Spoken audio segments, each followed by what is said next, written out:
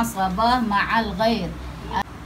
Ma'al ghair, kalau bil ghair, seorang perempuan menjadi asabah kerana adanya lelaki.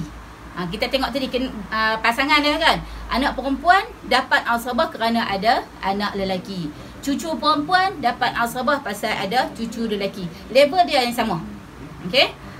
Saudara perempuan syaqiqah, seibu sebapa, dapat asabah pasal ada saudara lelaki seibu sebapa. Ada syaqiq dia. Gitu maksudnya antara perempuan dengan lelaki.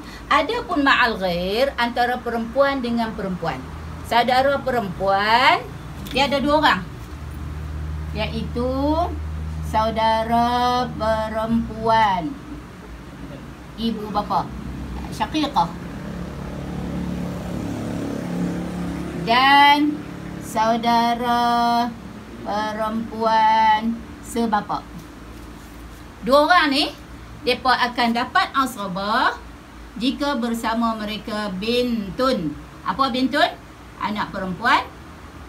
Dan juga ataupun bersama mereka juga adalah bintul ibni, cucu perempuan. Cucu perempuan daripada anak lelaki. Sebab cucu kita kena automatik dah. Bila sebut dalam pewarisan harta, bila sebut cucu tu automatik dah kita tahu kata cucu ni mai daripada anak lelaki. Bila sebut cucu, mai daripada anak lelaki. Maknanya perempuan daripada anak perempuan, bukan pewaris harta. Okey? Jadi depa ni akan dapat asabah bila adanya bintun dan bintul ibni. Bersama mereka bintun atau bersama mereka bintul ibni, maka depa akan dapat asabah. Yang tu maksudnya asabah ma'al ghair. Asabah ma'al ghair iaitu asabah bersama dengan ma'al tu bersama dengan orang lain. Dia akan dapat asabah dua golongan je dia. Asabah ma'al ghair, syaqiqah, ukhtun syaqiqah, ataupun hak ni kita panggil ukhtun li'ab. Hak ni syaqiqah, hak ni ukhtun li'abin. Saudara perempuan sebapa. Okey, saudara perempuan sebapa. Depa ni akan habuan depa dalam harta pusaka, depa akan dapat asabah jika sekiranya si mati meninggalkan anak perempuan ataupun cucu perempuan daripada anak lelaki. Okey. Asabah ma'al ghairi dia dapat kepada dua orang, iaitu yang pertama ukhtun syaqiqah. Ukhtun syaqiqah. Ukhtun syaqiqah ni saudara perempuan seibu sebapa. Ukhtun syaqiqah, saudara perempuan seibu sebapa, dan juga dapat juga kepada ukhtun li'abin. Jika bersama mereka, ukhtun li'abin ni saudara perempuan sebapa. Okey? Masa bila yang depa dapat ni ukhtun syaqiqah dan ukhtun li'abin ni dapat asabah ma'al ghair ni, apa maksud dia? Apabila ada bersama mereka bintun. Apa bintun? Anak perempuan. Ataupun bersama mereka bintul ibn. Bintul ibn iaitu cucu perempuan daripada anak lelaki. Okey? Ganggu lah boy. Ganggu dia buka dia tapi dia cakap kuat. Seorang mati ni dia meninggalkan anak perempuan. Dia meninggalkan cucu perempuan. Dia meninggalkan ada ibu, hak dapat ni. Dia meninggalkan ada isteri dan saudara perempuan seibu sebapa. Hak ni daripada, kalau kita kata kalangan pewaris yang tinggal tu adalah perempuan. Maksudnya yang meninggal ini adalah suami. Suami lah pasal dia ada isteri kan. Suami ni tak ada anak lelaki. Okey? Suami tak ada anak lelaki, suami juga tak ada ayah. Sebab daripada hak yang 5 hak wajib dapat tu kan. Maknanya anak lelaki tak ada, ayah tak ada. Jadi yang akan dapat di situ adalah pasangan dia, isteri, ibu dia dan juga anak perempuan dia. Hak ni hak wajib dapat. Jadi hak yang anak cucu perempuan daripada anak lelaki dia ni, atau kita sebut bintu ibn, macam mana boleh dapat? Pasal tidak ada pewaris lelaki yang menghalang dia. Maknanya suami ni, Haji Din ni, okey, dia ada anak perempuan nama Minah. Dia ada anak lelaki nama Wahab. Tapi Wahab ni dah pun mati. Wahab ni dia ada anak. Dia ada anak perempuan. Jadi anak dia nama Timah. Timah ni nisbah dengan Din hak mati ni siapa dia? Bintu Ibnin, cucu perempuan. Timah ni dapat. Pasal apa Timah dapat? Sebab tak ada. Kalau kita kata okey, ada ni lagi Abu. Kalau ada Abu, Timah tak dapat.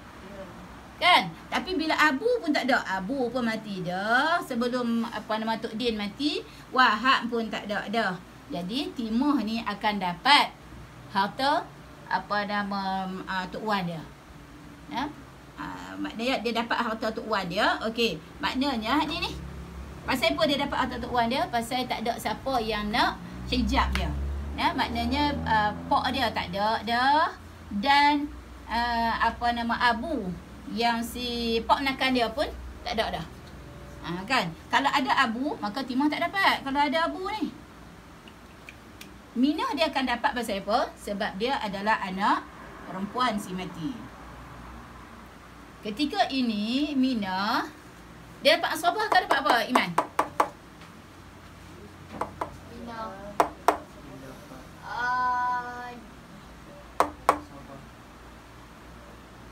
Minah dapat apa? Minah dapat 1/2. Pasal apa Minah dapat 1/2? Dia seorang-seorang dia. Ya, sebab dia seorang dan tidak ada anak lelaki yang akan menjadikan dia asrabah. Bila tak ada anak lelaki yang jadikan dia asrabah, maka dia akan dapat 1/2. Okey.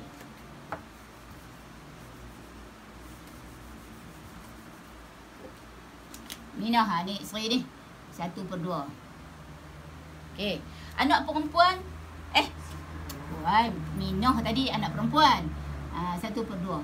Okey. Cucu perempuan. Kita tengok dulu. Hak yang cucu perempuan kita tak mengaji lagi. Kita dapat. Isteri dapat berapa bila ada anak? 1/8. Ibu dapat berapa bila ada anak? 1/6. Okey.